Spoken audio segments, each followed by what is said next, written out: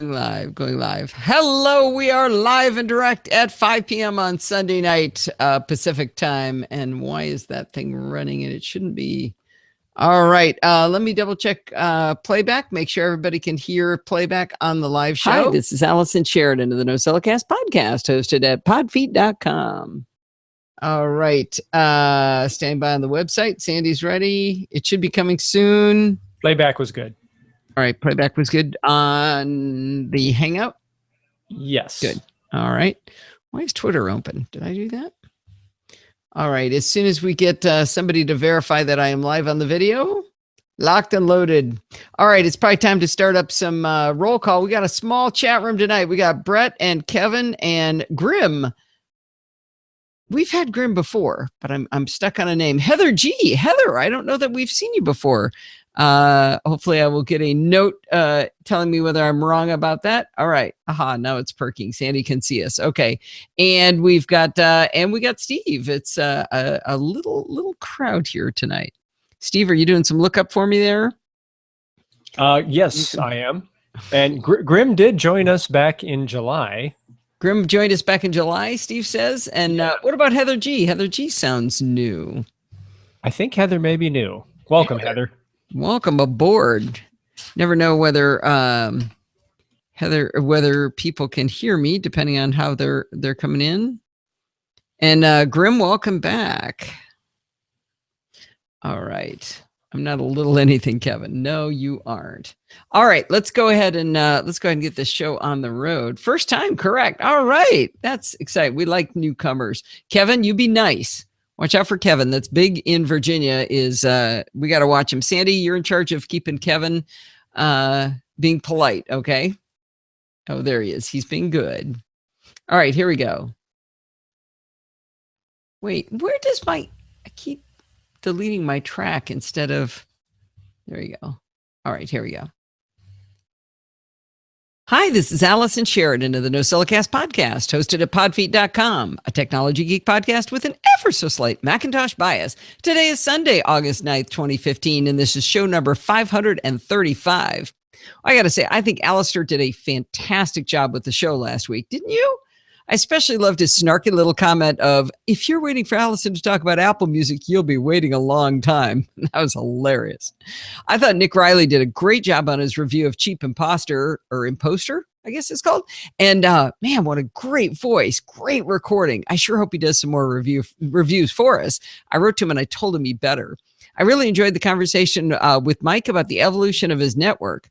To be honest, I thought I'd just not been paying attention because I hadn't heard of Relay.fm until just a little while ago. So it was kind of a relief to hear that it only started a couple of years back. I also realized that I've been on Relay.fm because Clockwise is on that network. The one thing I think about a lot is why these networks exist and what's the benefit of being a member of them. I guess when they get established as a source for good shows, you kind of get a halo effect across the shows. I know David Sparks said in a presentation a couple years ago that the Mac Power Users podcast went up 10x in listeners when they joined 5x5. It's also probably easier on the podcasters to not have to do all the mechanics behind the scenes to run the show. I know it's good for advertising deals too. For me, though, after working for 35 years for the man, I'm really happy to always be able to do whatever I want on my show. 10x the listeners would be cool, but I wouldn't want to lose any freedom to talk about whatever I want. I hope you guys are cool with that. It's kind of neat that the different options are available, right? It was so nice to have a week off thanks to Alistair. I know I don't have a day job anymore, but I do put a fair amount of effort into the show, and it was delightful to feel no obligation at all for a full week. When I got home on Sunday, I even washed all the downstairs windows because I had the time. I'm back in the saddle, though, and well rested, so let's go ahead and dig in. But everybody's making fun of me. I'm going to save. Oh, Kevin, you're getting behind? That's funny. You know what oh yeah, definitely listen to the Pluto show. Don't miss that one. Alistair's show was fantastic. It was so good. Now you can skip the ones with me. But the main thing is, whatever you do, never feel guilty. I hate it when people feel guilty about not having listened to the show, like it's a magazine that you paid for and you've got the stack and you feel bad that you haven't listened to the magazines. Never do that. Just pick up when you want to and stop. If it shows too long, whatever, just stop. Whatever you like. It's all about you. All right. When I write up a blog post or talk about something on the podcast, I like to wait until I have a problem to be solved, a potential solution, and then an assessment of how well that solution worked to solve the real problem that I described. This is not going to be one of those nice little wrapped up in a bow stories, I'm afraid. Instead, I'm going to talk about something I've covered before, but for which I have yet to find an answer. I pay a fortune for a Verizon MiFi just so that I have secure, fast internet when I travel. By a fortune, I mean $56 a month for 6 gigabytes. That's a lot of money. The tragedy of this is that I hardly ever need it, but when I do need it, I somehow chew up all my data in the first few days of a trip, so it essentially becomes useless to me. So here I am pouring $56 a month down the drain when I don't need it, and when I do need it, it runs out almost immediately. Nearly 2 years ago, I had Katie Floyd come on the show to try to help me figure out how to control my data usage on travel, and I even made a checklist to follow to make sure it never happened again. Now, a lot has happened and changed in the last couple of years, so we're only becoming more and more reliant on these cloud services. In fact, so many new cloud services that it's hard to keep track of what I've signed up for. I mean, you got iCloud Photo Library, Google Drive, Microsoft OneDrive, Dropbox, the list goes on and on. My checklist is limited to what we knew 2 years ago, so it looks like I've got some new problems that have come up.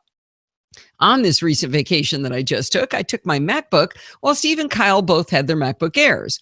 I also had my iPad, which shares the data plan with the MiFi.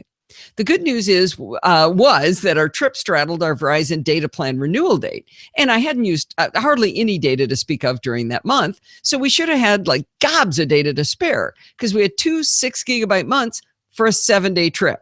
Now, you would think that 12 gigabytes should be enough for 3 people for 7 days, but you'd be wrong. In the first 3 days of the trip, I got the 50%, 75%, 90% warnings for Verizon on that first 6 gigabytes. Luckily, it flipped over to the next month, so instead of figuring out what was wrong, I just made frowny faces at the boys and told them they better not be watching videos or anything dumb like that. Now, Steve did figure out one thing. He noticed that a system software update had run, and we had never turned all that off before. So we all turned it off to make sure it wasn't a problem. And like I said, that was not on our checklist, but you can be sure it is now. So the new month started on the 29th, and in less than 3 days, we'd eaten up all of our data again. I got online with Verizon and I tried to convince them they were wrong, which I've successfully done before, but I think maybe they weren't wrong. And I didn't win this time. I paid for an extra couple of gigs, which we chewed up in about a half a day. Overall, I should mention, I want to take a break here and mention that we're on the beach pretty much all day, right? Or we went to a brewery, we had played games, I mean, we did all these things. It's not like we sat on our computers all day. This is just an hour in the morning, a couple hours at night, probably not even a couple hours. So how are we using up all this data? So, I mean, overall in 3 days, we used 9.6 gigabytes of data. I got to tell you, I was beside myself. I was awake at night. I was so angry that this was going on and I couldn't figure it out. We ended up having to revert to the horrible hotel internets for that 7th day. Now, it's not a bad deal for free internet, but knowing I just used up more than $100 in fast internet really, really steamed me. When I got back, I decided to go to Verizon's site to see if there was anything more I could learn. I've looked at it before and it didn't have a lot of information, but it turns out they've really improved their tools to track to the root cause.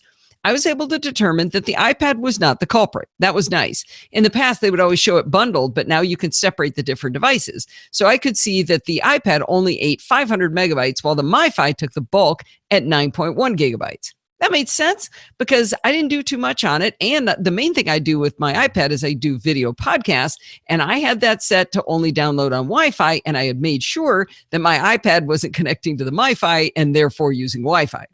A lot of words in there, MiFi, Wi-Fi, anything. But anyway, so the iPad's not the problem. So where did the 9.1 gigabytes come from in 3 days? Verizon now allows you to drill down another step.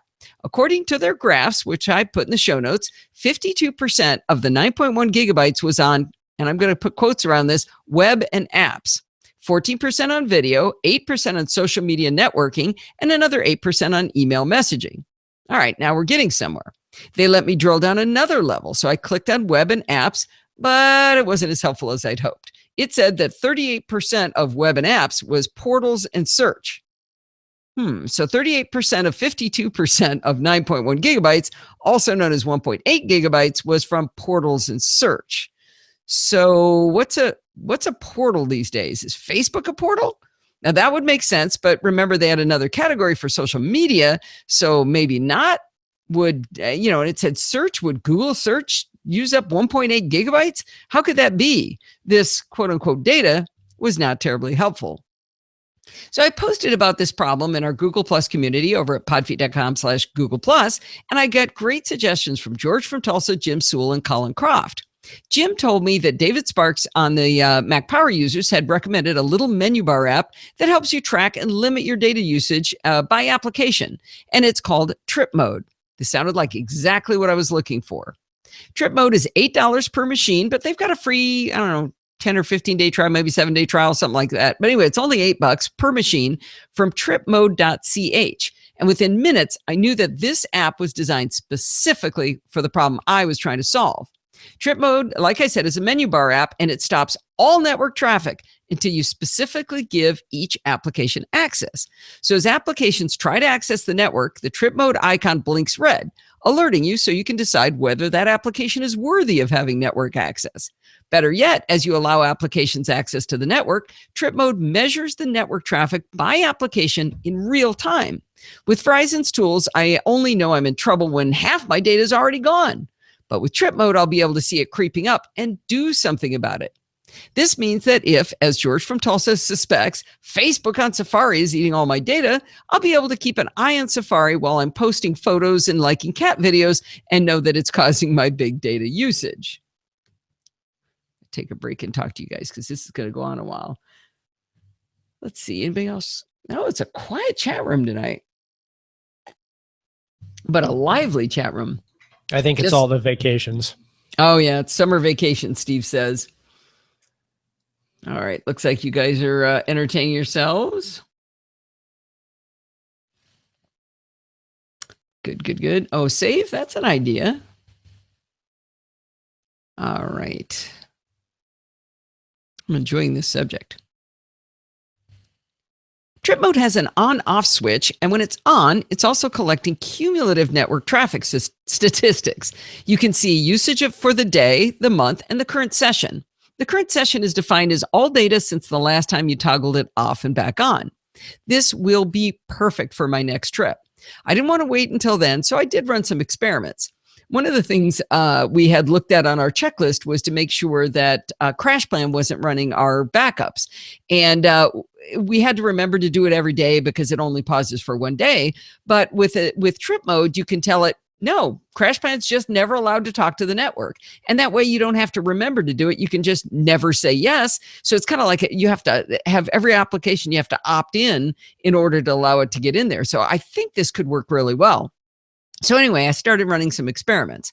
I ran a 10. Okay, 3 times. I run a ton 10. So anyway,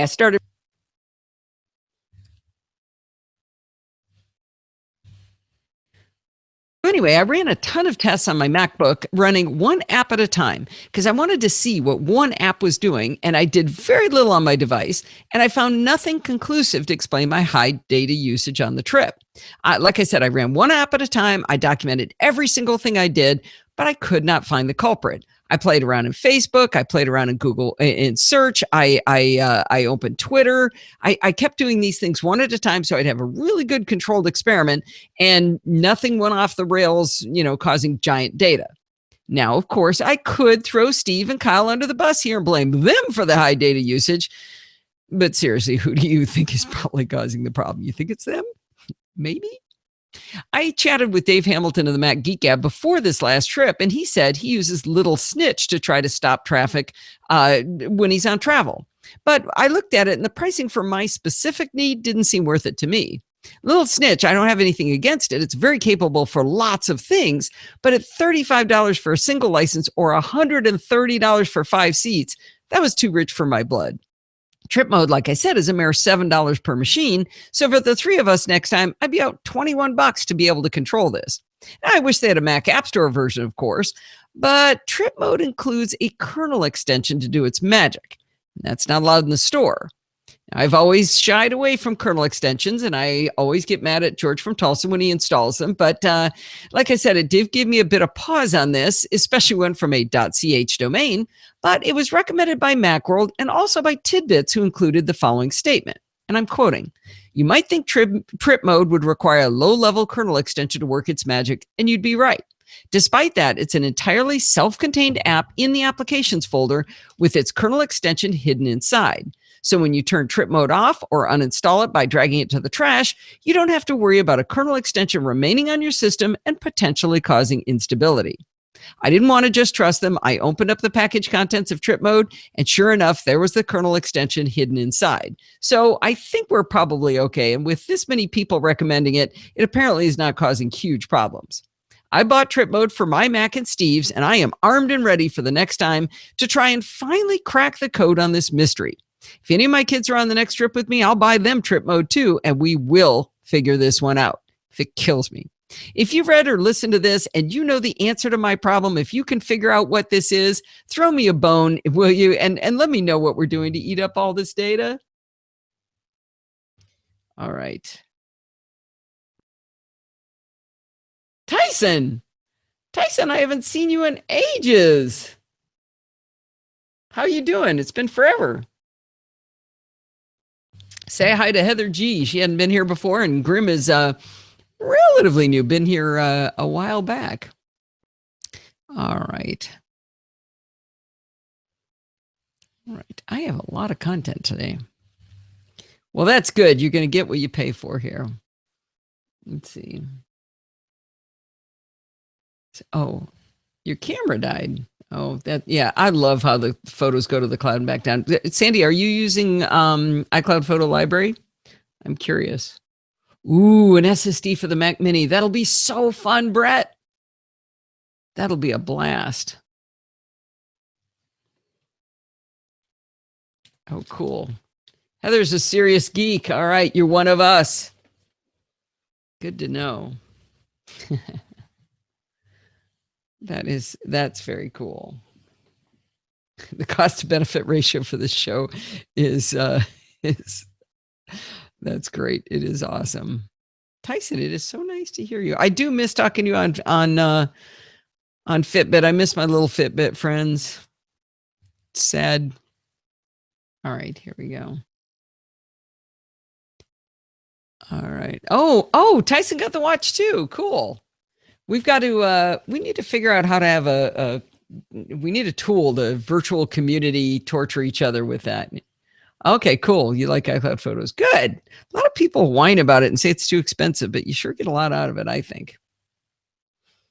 Oh, always 10 out Capitan caused me to log out back in. Okay, back to work. When Photos first came out, people broke into two camps. There were the people who were super bummed because Apple stopped developing Aperture and made it pretty obvious that they valued the low-end photo user well above the prosumer or professional photographers. The other group looked at Photos and thought it looked like a nice upgrade from iPhoto. I chose to play the optimist, and I jumped in with both feet into Photos. I don't want to retell all my tales because most of you probably heard it before, but in case you haven't been following me for very long, I'll do a quick recap of what I said a month into using Photos. I moved over 60,000 photos to Aperture, from Aperture over to Photos, and I paid Apple $100 per year to get the 500 gigabytes of iCloud photo storage space. I found that if you figure out how to reveal the more hidden tools, it's actually pretty darn capable. I loved having all of my photos available on my MacBook Pro in full resolution and also optimized images on my MacBook, my iPhone, and my iPad. I thought it might be interesting to talk about my perspective now that honeymoon is over. The excitement of having all my photos on all of my devices has become a normal expectation now. The tools are second nature. What are the long-term feelings about using Apple Photos on an everyday basis? I have to admit this subject came to mind because of what I don't like rather than the discovery of new things to love. Probably the biggest downside for me is the effect on my iPhone when taking new photos. Right after you take a photo, what do? You want to see it, right? A simple tap on the image in the bottom left of the screen while still in camera mode, in theory, should bring up the photo. Well, with 60,000 photos in my optimized library, that simple tap takes forever to bring up the photo. Now, I define forever as so long that I close the camera and open Photos to go look at it. I thought maybe something was wrong with my iPhone, but I asked Jason Snell, who also has 60,000 photos in his library, and he said it was super slow for him too. The next thing that bothers me doesn't seem like it's because I have so many photos, though. If I take a photo with my iPhone, I often want to post it immediately. Makes sense, right? Take a photo, put it on Facebook, put it on Twitter, something like that. Well, remember, I have optimized images on my iPhone. It turns out as soon as I take the photo, it seems to send that full version to the cloud so that when I tap on the image, I often have to wait for the optimized image to come back down to my device. And I mean like really, really quickly after I just took the photo. Now, this isn't super long. I wouldn't call it forever to get it back, but I think maybe they could give you a minute to post the photo before shoving it up to the cloud. Let's switch over to the MacBook and how photos work on it. Now, I am still loving this little machine. Remember, this is the brand new MacBook, the little tiny thin one with kind of a limited processor in it. I love how light it is, and surprisingly, I love how fast it is, unless I'm in photos. The other day, I noticed I had about 8 to 10 applications running at the same time, hadn't even noticed a performance hit. I have 8 gigabytes of RAM, everything just banging away, no problems at all, perfectly fast. But when I'm in photos, everything takes way longer than it does on my MacBook Pro. I actually didn't think it was that bad because I do most of my photo work when sitting on the couch watching the TV with the MacBook, but I made the mistake of using the MacBook Pro the other day and dang, it was way faster. The biggest lag is how long it takes to open the library. I timed it with my Apple Watch and it took 53 seconds until I saw the first photo come up on screen. I timed it twice to be sure, thinking maybe if it was already cached, it would be faster. But nope, it was still 53 seconds. I ran the same timed test on my MacBook Pro, and it was a little under 20 seconds. So the left sidebar it was about 21 seconds. On the MacBook, the left sidebar doesn't even render until 46 seconds in. So I'm saying 53 seconds to see a photo, 46 seconds before you even get the left sidebar. I think we could put this in the category of forever, don't you? Anyway, once I'm in, there's nothing that slow, but it gets tedious to work on photos because the menus take a while to open. I did figure out that if I hit the enter key, it goes into the edit mode, and then I can hit adjust, which reveals the more interesting tools and adjust the photo. If I manage to resist the urge to click done or hit the enter key, which does the same thing, I can use the arrow key to go to the next photo and start editing without drilling down into the menu. So I have figured out some ways to get it to go faster. Oddly, Photos has a lag where you can't hit the right or left arrow too quickly to flip through the photos. You receive this bonk noise if you go too fast. So I'm always getting bonked for trying to work quickly. Not sure if that's the MacBook, the giant photo library, or Apple Photos at fault for that one. I would be remiss if I didn't mention what tools I'm missing from Aperture. Apple Photos has a Band-Aid icon called Retouch, which works for things like healing a blemish on somebody's face or maybe a small spot of water damage on a wall. If you want to erase a kid who's photobombing your brother, and it's not a well-executed photobomb, those you want to keep, the Band-Aid will not cut it. Have a screenshot you need to post, but it's revealing some sensitive info? The Band-Aid is only going to smear it around and make it look stupid.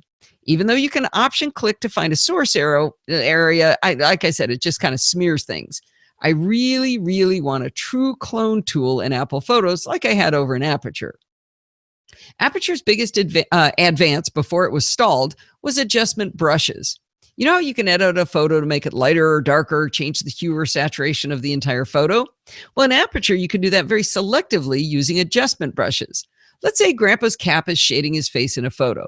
You can use the Dodge tool selectively with a small brush to brighten him up to match the rest of the photo. I do miss this more than I thought I would. I know I can export the photo and open it in Aperture, but it's a rather tedious process, so I actually haven't done it that much. I would love to see it in Apple Photos 2.0, see a feature like that. I've heard that in the next rev, we're going to have extensions, so maybe we'll get an extension for the more advanced functions by some brilliant developer. Overall, I am still really enjoying Photos, and I do still love it when someone brings up something that happened ages ago, and I can do a quick search on my iPhone, bring up the photo from that event, and shove it in their face. I don't know. I just love doing that. I still think that the existing editing tools still work pretty well and provide the adjustments I use most often, even if some of the more advanced tools aren't there. I am very pleased with my new ability to view just my videos, which was something I couldn't do in Aperture. I can also view my burst mode photos, and that works really, really well too. Much better than it ever did in Aperture. I don't think that was available at all. I am sticking with photos, but I'm also looking forward to what Apple brings us in the next revision. Drink, drink, drink, drink. Steve, say something to me here. There we go. I missed a lot. 12 to 15. I know this is way back, 8 minutes ago, Tyson, but I'm seeing a lot more step credit on my watch than I ever did on my phone. I mean, on my Fitbit.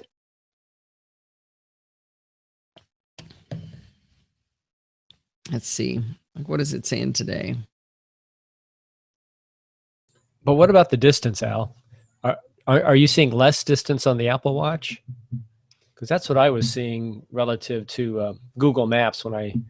Well, so Steve is asking for those just listening on the app. He's saying that he's not getting the distance he thought versus Google Maps, but that's not versus Fitbit. I was just kind of talking about how it compares to Fitbit. Got it. So like today, it says I've gone 17,000 steps, almost 18,000. That would be a huge day for me. I would see that more in the 16,000 range. It says I've gone 8.5 miles. That just seems a little high. I don't know. I mean, I did pretty good today. I did a lot of walking and running, but yeah, we are definitely still seeing strangeness in the way it measures distance. I run 2 miles out and 2 miles back, straight line on the beach. And the Apple Watch tells me I haven't hit 2 miles when I know it's been 2 miles because I've mapped it out on Google Maps and on Apple Maps. And but the funny thing is, so I'll run as far as it says is 2 miles. When I come back, it tells me I've run farther than 2 miles when I come back. It's the same path. So it's definitely got some problems. Mark is in the house. Hey, Mark. Uh-oh. Girls have lost their advantage. Mark who? No, Steve says Mark who? Just call him Pasta Man. Ooh, 12,000 steps, Brett. Very nice. Very nice. Oh, you see less. Tyson sees less steps. Fewer. Steve?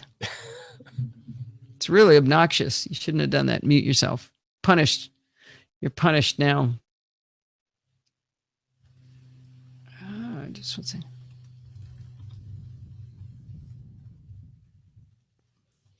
Okay. All right. I better get started here.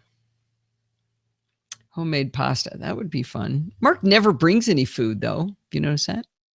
All right. Here we go. The Apple Watch and pretty much all smartwatches are all the rage now, with smart people questioning whether we actually need them at all. A top question is whether you drive back home to get your smartwatch if you forgot to put it on, like you probably would your smartphone. Of course, I don't put myself in the smart people category. I'm in the buy whatever Apple invents next category. Over the last couple of months, I've enjoyed my Apple Watch and I get a lot of value out of it, but I wondered too whether this was something that could ever fit a critical need or whether it's just really neato to have. This week, it actually filled a critical need. I got called to jury duty in downtown Los Angeles, which is about 40 minutes away from my home during light traffic. I've been downtown a fair number of times, but I don't often drive myself, so it's kind of unfamiliar territory to me. On my way up the 110 freeway, I noticed there was a fast track lane. It's like a toll lane, but you carry a transponder that they scan as you go into the signs, and that way they can automatically charge you. I'm pretty much pay any fee not to sit in traffic kind of a person, so I got out my fast track transponder and I flew past the other drivers on the way up. Imagine my dismay, though, when I was tootling along and I saw a small sign on the left that said, HOV violation, $401 minimum. I'm pretty sure HOV stands for high occupancy vehicle, and a party of one probably doesn't qualify for that. I was also intrigued that it was $401, not $400. I guess maybe it's to catch your attention. And at that point, I couldn't get out of the lane, but I kept seeing fast track lane signs, so I kind of hoped I was okay. Maybe it meant you had to have lots of people or pay the toll through fast track. I wasn't sure. I meant to check it out when I got to the jury room, but I totally forgot. Fast forward to the end of the day. I got in my car. I spent 5 minutes trying to convince my iPhone to continue playing the podcast I was listening to on my way up, and then arguing back that I really should be listening to Apple Music, even though I never even launched the application. This happens all the time. I eventually win this argument, but it often includes tricking it by switching to USB mode from Bluetooth and back, quitting relaunching applications, and all this other junk. It's a real joy, but at least this time I won the argument. Next up, I launched Apple Maps to navigate me home. After convincing it that I don't live in Montana, I was good to go. I wanted to call Steve to ask him to check the rules of Fast Track before I got on the freeway. But since I was in an underground parking structure under the Disney concert hall, I had no signal. So I had to wait until I got on the road. No worries. Once I emerged from the underground, I used Siri to call Steve. The phone rang once, and then my iPhone rebooted. Oh, no, not just a nice little springboard reboot, an entire reboot. Now realize what this means. It means that I cannot get into my phone because it requires my complex password after a reboot to do anything. Even Siri wouldn't let me call back without unlocking my phone. Now, I'm not dumb enough to think I can type and drive at the same time, and I had to keep driving because those silly people behind me on the freeway seemed to want to get home too. And then I realized I could push the friends button on my watch without looking at it, which brought up my circle of friends with Steve's face already highlighted in a big button in the middle because he was the last person I chatted with. I tapped that, then the microphone, and simply said, "Call me." It probably wasn't the safest maneuver because I did have to tap the waveform to send my voice, but I was going pretty slowly, maybe 10 miles an hour, and wasn't really moving on the freeway just yet. I took the risk and it worked. Steve was able to call me back. He did the research for me and determined that I was able to use the fast track to get home without being fined $401.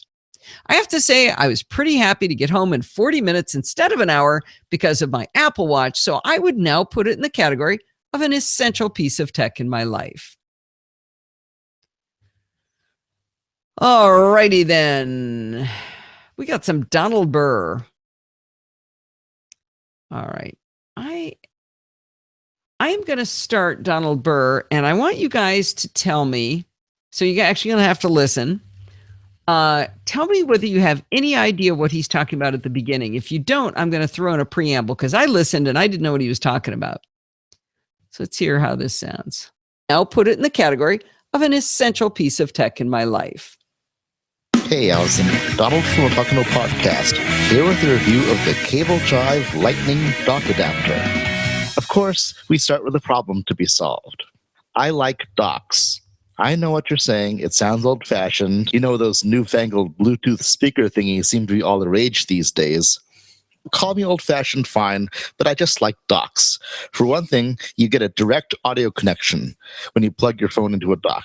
There's no chance of weird glitches or dropouts or whatever, as you sometimes see with Bluetooth or Wi-Fi. After all, Star Trek The Next Generation taught us that we are all ugly giant bags of mostly water. In other words, we are very good at absorbing radio signals. I like to listen to podcasts, audiobooks, and yes, Allison, sometimes music as well, while cleaning. But if I use a Bluetooth speaker, half the time I end up interrupting the audio stream with my own body as I move around the room. It's really annoying.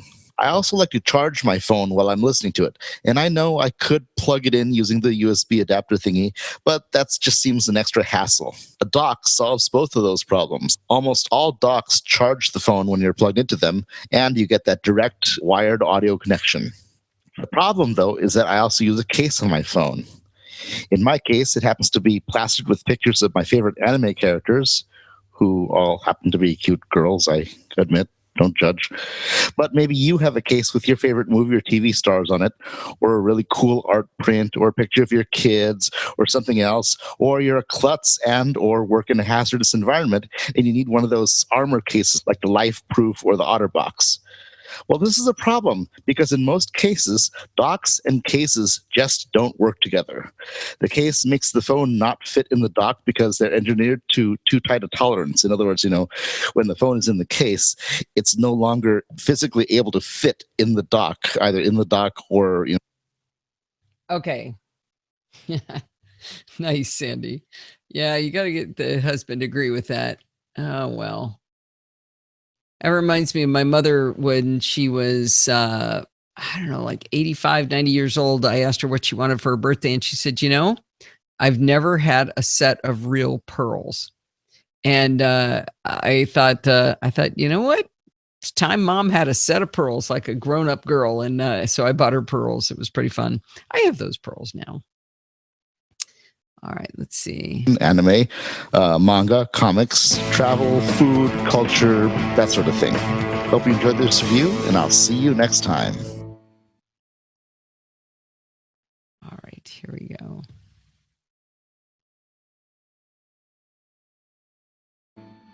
All right. Well, that was pretty fun, Donald. I appreciate your review. And remember, everybody, I love to play other people's reviews. So if you've got something ready, something you've been thinking about, something you think is cool, go over to podfeet.com. There's a link right on the main page that says record your own review. So you can find out how to do it just like Donald Burr of Otaku No Podcast. And no, there's no judging about your anime characters. No problem, Donald.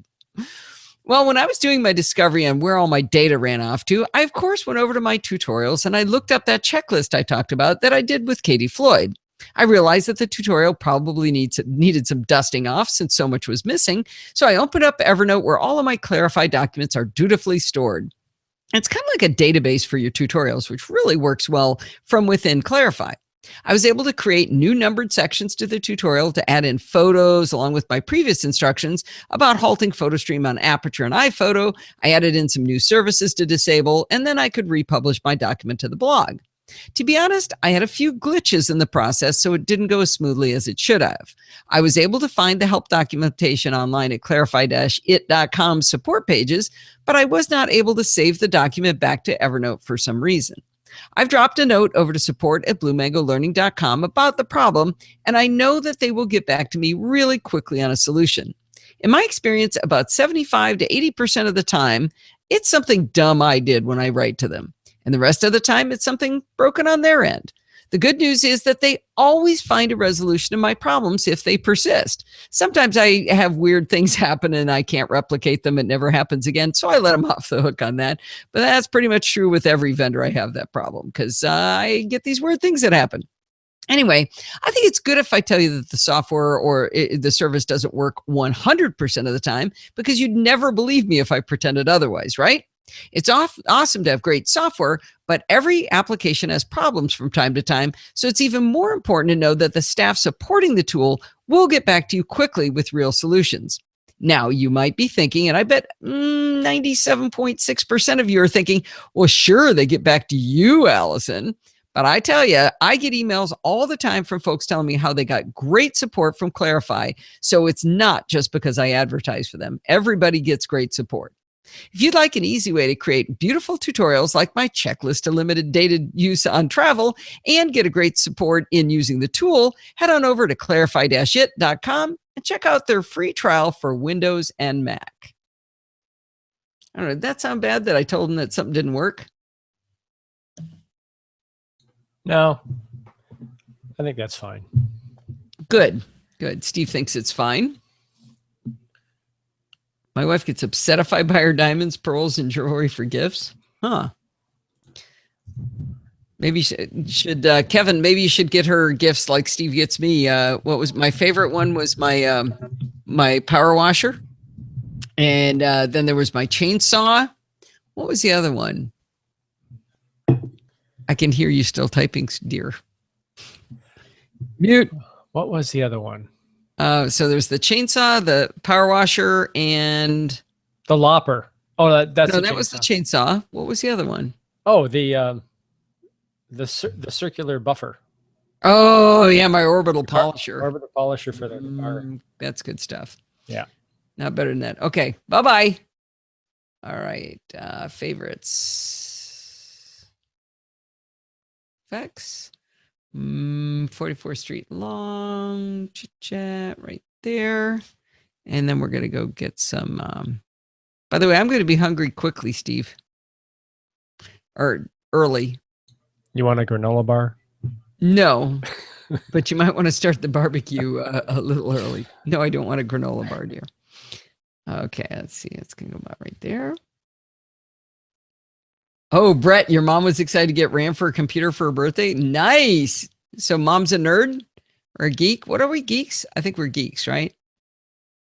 All right. So we need you to be about there. Okay, get ready for symbols check, Steve. Pay attention.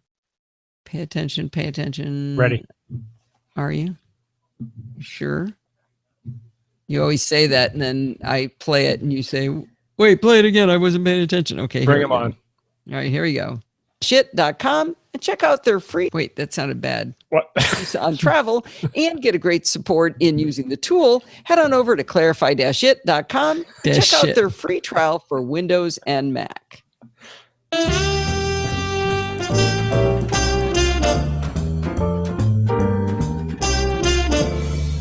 Well, it's that time of the week again. It's time for Chit Chat Across the Pond, and we have Bart. Nailed it.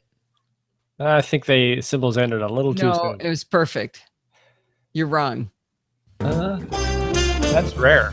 Well, it's that time of the week again. That was perfect. Okay, mute yourself. I'm going to play Bart for a little while. Go away. Bye-bye, Steve. He's come back an awful lot of times out of the show. Unfortunately, you can't hear him on... I should publish my Venn diagram, my diagram here. Actually, I just printed it out recently or the other day of my live show setup. I'm going to put it online and see if you guys can figure out how I could get the audio from Steve into the app and into the website, because if you're not using the Google Hangout, well, all my audio feeds into Soundflower, and then Soundflower goes into the Hangout. So when Steve talks, it's coming into Soundflower, and then it goes into, or no, Steve is not part of the Soundflower string. That's right, because he's in the Hangout. So it's sort of circular. It would have to come out of the Hangout and turn around, go back into Soundflower again in order to get to Steve.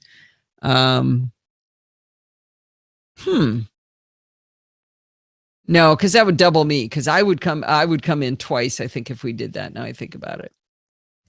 All right. Kevin. Dash it. All right. That's pretty good. All right, let's let you listen to a little bit of Bart here. It's time for Chit Chat Across the Pond, and we have Bart Busschots back, and I guess we're going to do a little bit of security today, huh? No, just a teeny, tiny little bit. Yeah, not much going on. Apart from Black Hat and DEF CON and all that stuff, it's complete silly season for security news, and also an awful lot of, when DEF CON is on, two things happen. There is a lot of security news, and there is a lot of really bad reporting of security news. Yes, I've been getting a fair number of queries, and my answer was, I'm just going to wait till Bart explains it to me on, I get to hear this Saturday, but for everybody else on Sunday. Yeah, so there is a mix of real news, and almost all of it universally is not as bad as the media says, with the exception of Android. Okay. Which is just broken. All right. So I wanted to ask a question up front, though. In the SMR podcast community over in Facebook, they were chatting about a vulnerability that was reported. The article they showed was on MSN, and they were saying a massive security bug lets criminals hack iPhones. And they were talking about maliciously crafted applications. And I know you've explained it to me before, but I don't understand how you get a maliciously crafted application. If you're going to the App Store, you wouldn't get it. So how do you get it? Do you have to jailbreak your phone to get that? You don't have to jailbreak your phone. There is a mechanism. We've talked about this a few times because I just don't listen or remember. This is not a new technique. There's no news in this story, really. So we all know about the App Store, and that's the most common way of getting software onto your device. But there is a second fully supported mechanism, and that's the mechanism that is used by corporations to create private apps, effectively making their own little secret app stores. And the way that works is that in order for your app to be recognized as being valid, if it's from one of these non-App Store sources, is that it will have a digital signature that your iPhone will need to accept before it will launch the app. So you're going to be prompted to accept a probably unsigned provisioning profile. That's a fair amount of knowledge and forethought that you would have to do that, right? Well, basically, you wouldn't accidentally do that. No, someone would have to trick you into going to a link. So you'd have to be social engineered into it, and the social engineer would have to convince you to click by this warning. And the advice we have given every time this particular vector has come up, which we've talked about a few times over the last couple of months, has been just don't accept provisioning profiles unless you have a reason to expect there to be one. Like if Donald Burr says, will you be a beta tester of my new app? Then yes, you're going to have to accept a provisioning profile to get that beta app that's not in the App Store.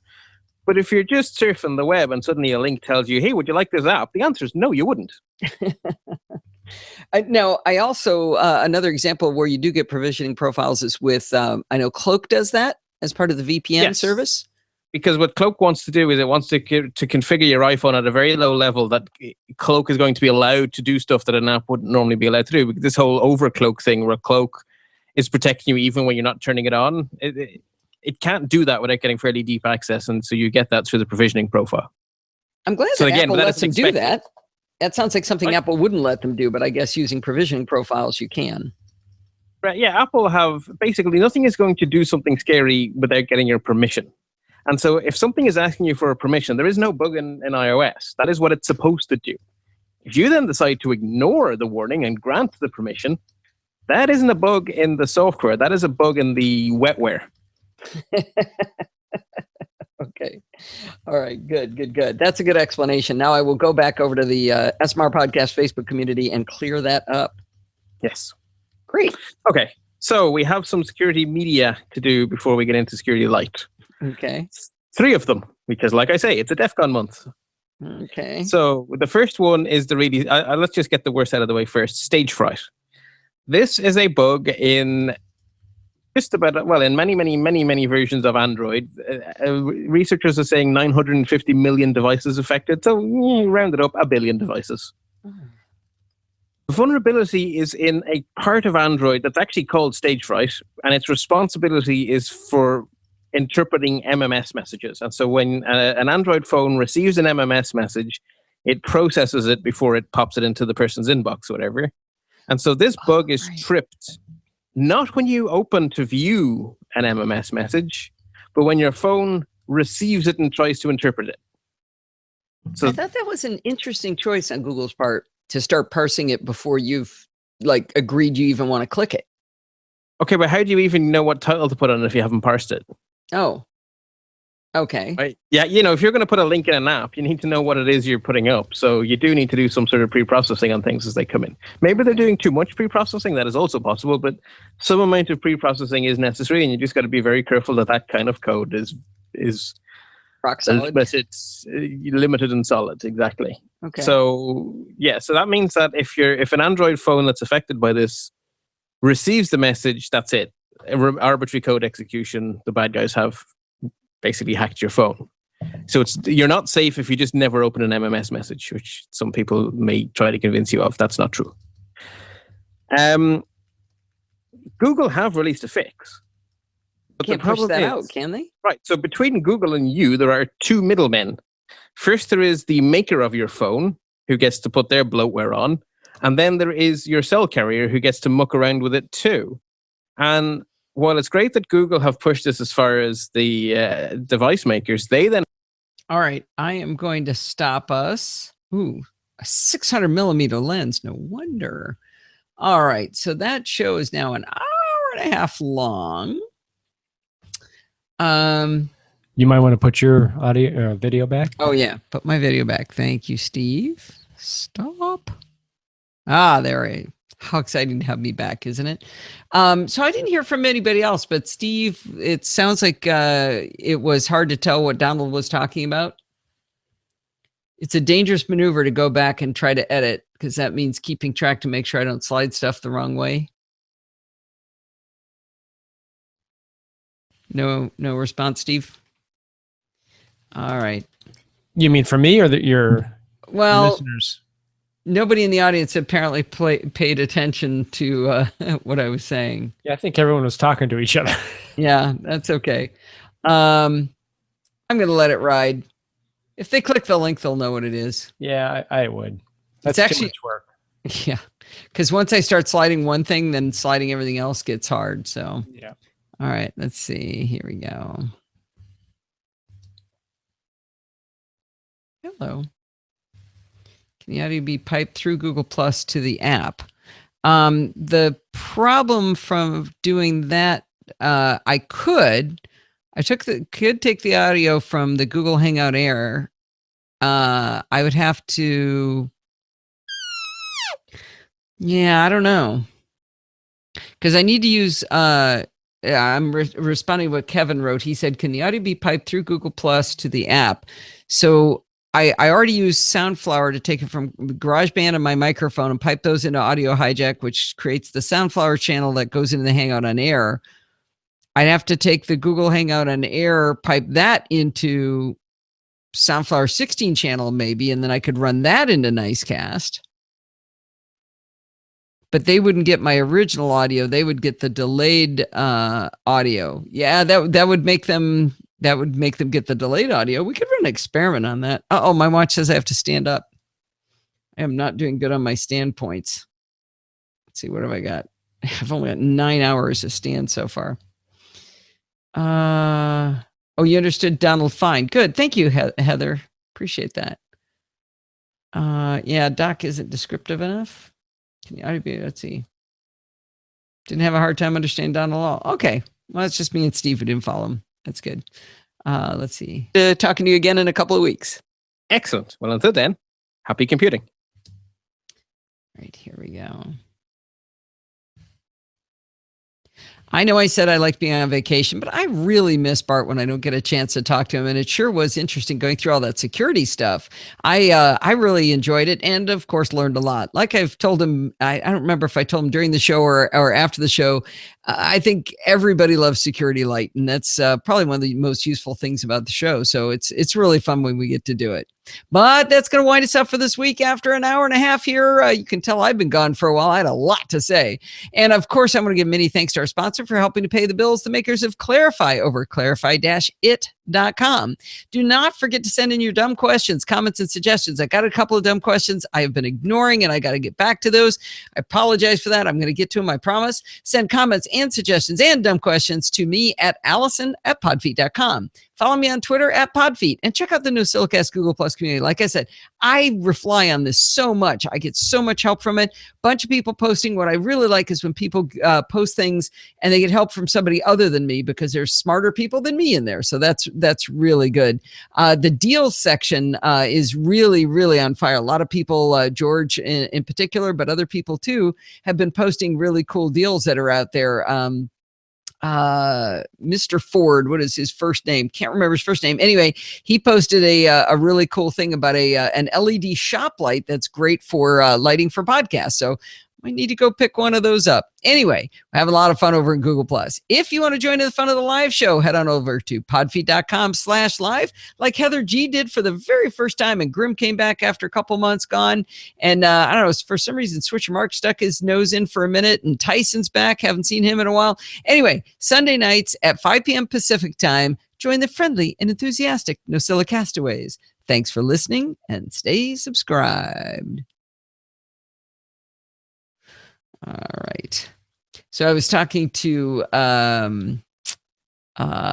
Stephen Getz. Like I said, I installed Windows 7 on my in a virtual machine on my Mac, and I screwed up and I didn't give it enough disk space. So I need to add disk space, but in order to do that, you have to repartition the space that you add. And I don't know how to do that, but I found a video that explains how to do it with a live CD from Ubuntu, which sounds really fun. Even though I could just redo the installation of Windows 10 in about 10 minutes, I'm going to install Ubuntu as a live CD so that I can use the tool, just because that sounds really fun that way. So I think most of the girls in here would do it the same way, right? All right, here we go. Let me listen to the ending here. See if that sounds about right. Switcher Mark stuck his nose in for a minute, and Tyson's back. Haven't seen him in a while. Anyway, Sunday nights at 5 p.m. Pacific time, join the friendly and enthusiastic Nosilla castaways. Thanks for listening, and stay subscribed. Yeah, I guess you boys are smart enough to do it that way too. You know, I find it interesting. Leo is always talking about how his audience is, I think he said it's over 80% male. And I don't think that's true here. So I'm thinking that there's some correlation about the kind of show I run that makes it a more even demographic. I'm sure it's still more male than female, but I bet it isn't as swayed as some of the others. So maybe I don't think it's just because I'm a girl. I think it might be the kind of content and the way we do stuff here. I don't know. Be interesting to find out. Number 535. I got to say, a little bit more over. I'd be curious what you guys think. 135. I got to say, I think Alistair did a 5 a.m. Oh, you might have an idea on the audio path, Tyson. Oh, cool. Do you want me to send you a copy of the what I do? Because I can. I was going to post it tonight, but I could also just send you an email or something with it attached if you want, Tyson. Keep going. I got to join all these tracks. There we go.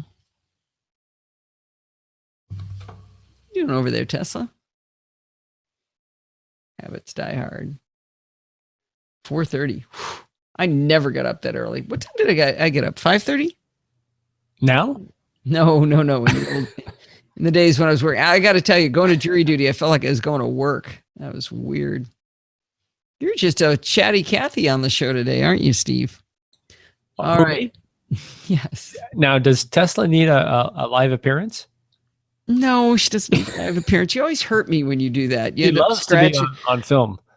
I know, but On you video. scratch me. You're retired, can't seem to break the habit. Wow. Not me. Oh, Sandy still gets up at 5 after Wow. retirement. Wow.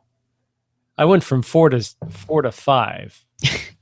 Steve saying that he went from 4 No, to 5. 4 to 6. 4 to 6? You didn't get up at 4. I did. No, 4:15. 4:30. No. Fire. Well, how would I know? I was never up that late. Yeah. I never knew. All right, let's see. Did Tyson say you needed a copy of it? Oh, he did say please. Okay. I'm going to send myself an email. Actually, I'm going to use my phone. Application in this. No. I'll keep her behind. No, you always hit me with her claws. No, she'll be well behind. Ah, okay. I'm moving. Here, Tessa can be front and center if she wants. I am She's not got going to be much- close up. Much bigger. This is a 50-pound dog. Get her what you're almost hitting me with her. Speak up, Tesla. She's so happy to be on the camera. Here, let me squeeze her, pinch her, make her bark. Tessa, you really don't care, do you? Poor baby girl. All right. Well, I think we're about done here. It is 5:57. Tessa's flapping her ears. I want Steve to start the barbecue, so I think it is time we call the show. Thank you very much for coming, Heather. So nice to meet you. That is awesome. Love that you checked in. And if you do have a Twitter handle, I don't remember seeing whether you answered Steve whether you have Twitter, but we like to keep track of who everybody is, and that's super fun. Yeah. And thank you, Kevin, for being good on the show tonight and being nice in front of new company. So that's good. We do have a Twitter handle for Heather. Okay, good. What is with this interrupting me thing? So just blah, blah, blah, blah, blah. He's all chatty now. I can't. I'm muting now. We figured out I can't mute him anymore. Actually, let me see if I can. Hang on. Let's see. Oh, I can mute you. But I think you can unmute, can't you? Try unmuting. There. Oh, shoot. And I made you the center of attention, too. It's the battle of the mutes. Okay, there you go. Now I'm the center of attention. All right. I do believe that it is time to call the show. It's gotten out of control. All right. Goodbye, everybody. Goodbye.